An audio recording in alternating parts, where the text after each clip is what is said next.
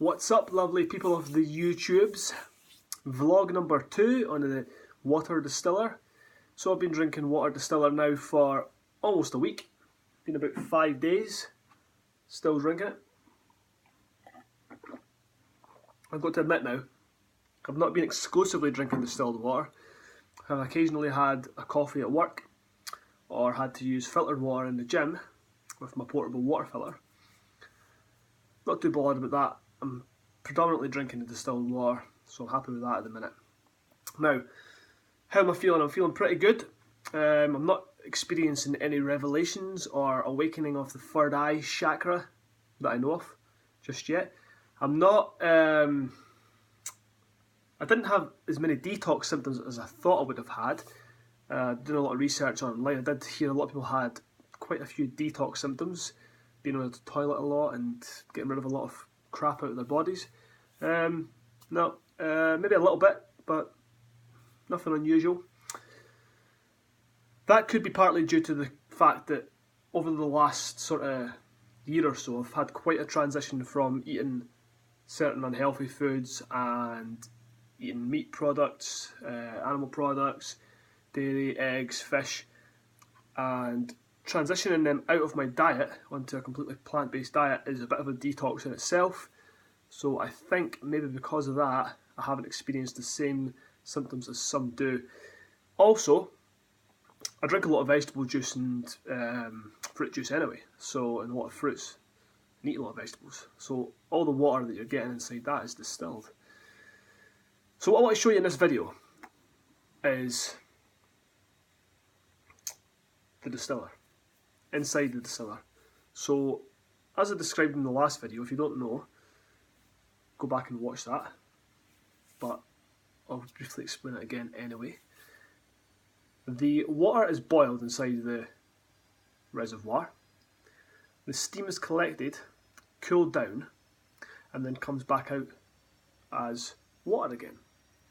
But it comes out as pure water. So what's left behind is all the residue, the stuff that shouldn't be in the water, the inorganic minerals, the rocks, the dirt, the chemicals, the fluoride, the chlorine, the plastics, the contaminants. All this stuff that ends up in the water system is then left inside the reservoir. Now, I've been using it for about, like I said, 5 days, twice a day, so it's about 10 runs through, probably less than that, but about 10 runs through. Me and Amy have both been drinking it every day, and we've both had quite a good experience with it. It tastes good. It has a nice kind of sweetness to it.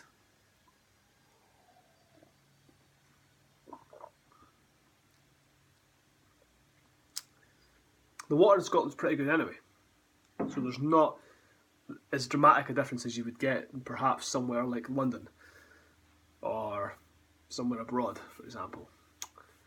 But it does taste good, and this is the thing that makes me really glad that I got a distiller. Let me show you this. So I'm going to show you, I've got my Mega Home Distiller reservoir here. This is not a product placement. I am not an affiliate of Mega Home Distillers yet, but Mega Home, if you want to get in touch, we can definitely sort something out. Now, it stinks. It stinks. Now remember, what I'm saying stinks in here, and what you're about to see is what's left inside behind. So there's a little spout on top of this when the cap's on top, and that's when the purified water comes out. But have a look inside here then. So can you see that? Can you see all that crap in there? You see it's collected at the bottom there.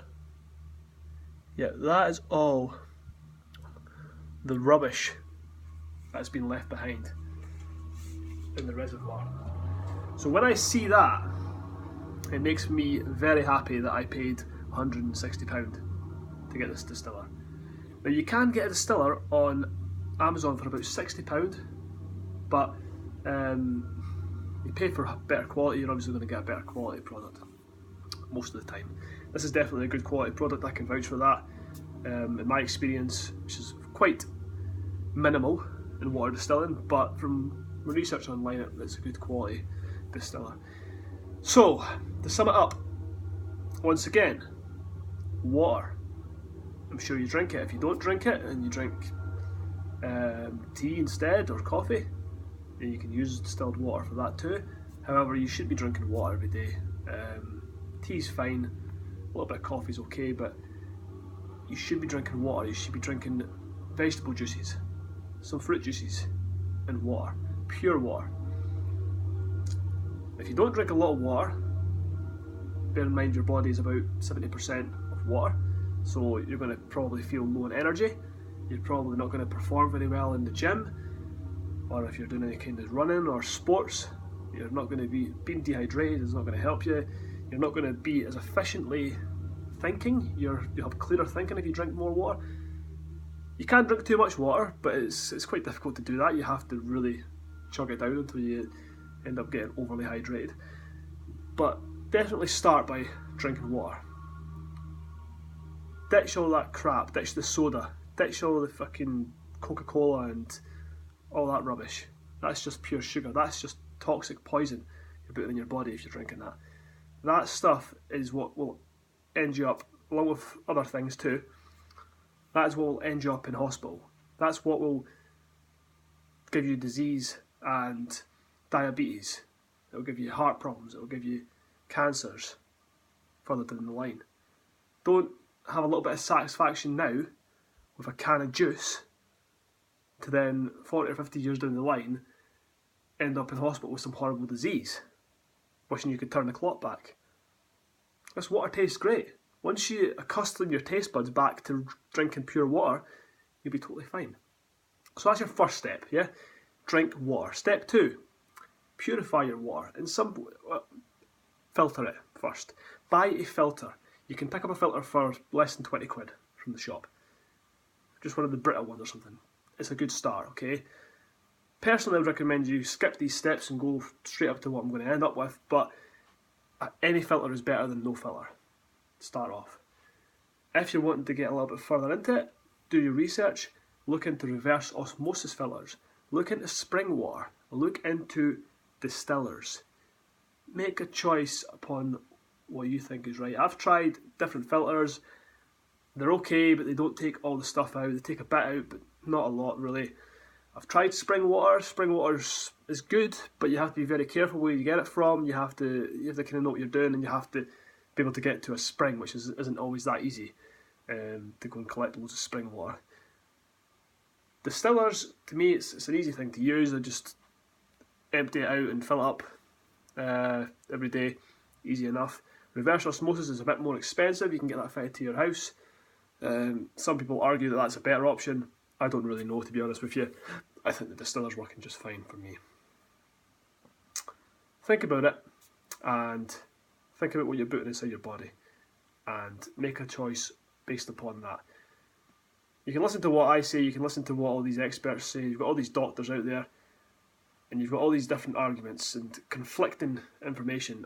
All you can do is try it for yourself and see how you feel. So, I'll be sure to update you soon with the next episode of Chris and his water distiller, and I'll let you know how I'm getting on. I'm sure I'll still be alive, I'm sure I'll still be thriving, I'm sure I'll still be eating loads of plant-based products, and I'm sure I'll be happy. And I hope you are too.